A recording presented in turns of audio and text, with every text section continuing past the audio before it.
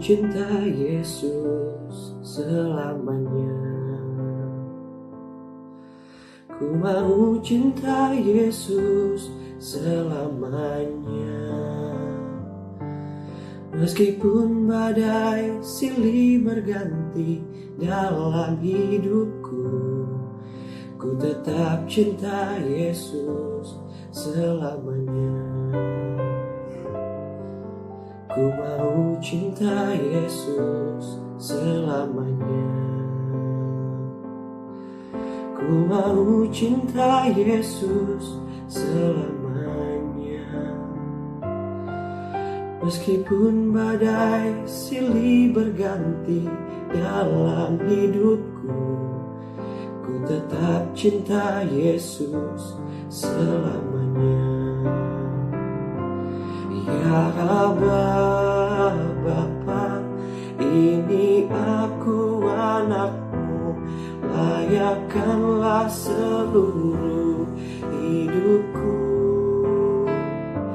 Ya Abba, Bapa, ini aku anakmu, pakailah sesuai dengan rencanamu.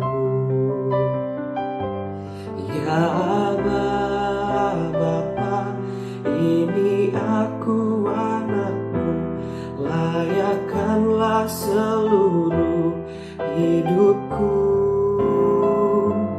Ya Abba, Bapa, ini aku anakmu, pakailah sesuai dengan rencanamu.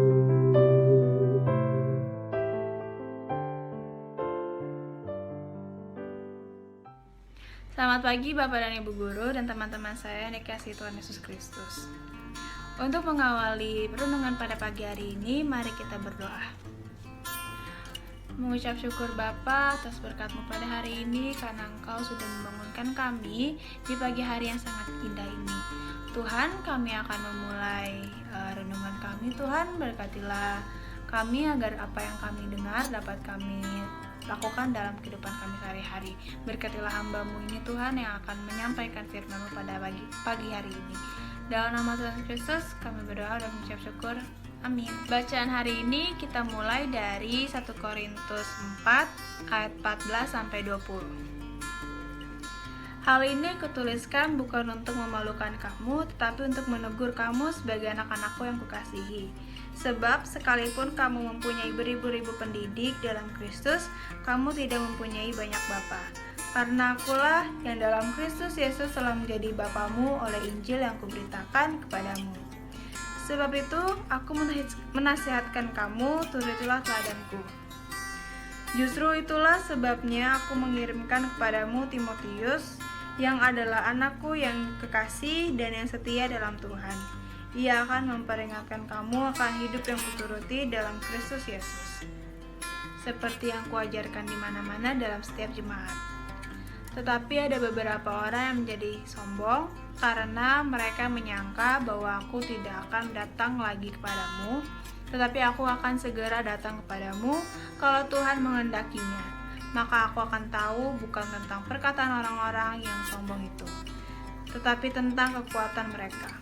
Sebab kerajaan Allah bukan terdiri dari perkataan, tetapi dari kuasa. Teguran yang mengubahkan dari 1 Korintus 4 ayat 14 sampai 20. Ayat emasnya diambil dari 1 Korintus 4 ayat 14 yang berisi, hal ini kutuliskan bukan untuk memalukan kamu, tetapi untuk menegur kamu sebagai anak-anakku yang kukasihi. Gang kecil menuju rumah kami kini bersih dan asri. Aneka tanaman berjajar menghiasi jalan kecil tersebut. Sampah yang sebelumnya berserakan kini tidak terlihat lagi. Sebagai gantinya, kini berdiri beberapa tong sampah dengan warna-warni yang ceria. Anak-anak pun semakin senang bermain aneka permainan tradisional di gang tersebut. Perubahan di gang ini mulai terjadi setelah mendapat teguran dari Pak Camat ketika ia melihat betapa kumuhnya gang di daerah kami. Sebagai tanggapan atas teguran dari Pak Camat, kami pun berbenah dan membuktikan padanya bahwa kami bisa menjadi lebih baik. Rasul Paulus juga pernah menegur jemaat di Korintus karena sikap dan perilaku mereka tidak mencerminkan kehidupan pengikut Yesus. Ada yang hidup berkelompok dan mengaku diri paling benar sehingga muncul persaingan dan perselisihan. Ada juga yang hidup dalam dosa percabulan namun dibiarkan, dan berbagai masalah lainnya. Rasul Paulus menasihati jemaat Korintus agar kembali pada ajaran Kristus dan hidup seperti dirinya, yaitu meneladani hidup Yesus. Rasul Paulus dan warga gang tempat saya tinggal mengajarkan kepada kita bahwa teguran tidak harus selalu ditanggapi dengan emosi atau kemarahan. Tidak perlu juga sakit hati atas teguran-teguran yang diberikan kepada kita. Sebagai pengikut Yesus juga, kita seharusnya bisa menanggapi teguran. Sebagai pengikut Tuhan Yesus, kita seharusnya bisa menanggapi teguran terhadap diri kita secara positif dan bijaksana, yakni memperbaiki diri, mengubah hal-hal buruk yang kita lakukan, dan kembali melakukan kehendak Tuhan.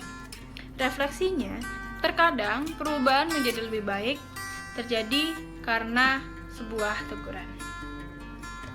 Mari kita berdoa. Tuhan Yesus, terima kasih Tuhan karena kita sudah mendengarkan firman-Mu hari ini. Tuhan, kami diajarkan bahwa setiap teguran-teguran yang kita dapatkan dari orang lain, kita harus bisa menerima dan kita harus mengintrospeksi diri agar kita bisa menjadi orang yang lebih baik lagi ke depannya. Tuhan Yesus, kita akan memulai kelas online kami, walaupun kami belajar dengan jarak jauh, tapi kami tahu Tuhan sedang mengatur segala sesuatunya agar kedepannya kami bisa berkumpul di sekolah dengan baik.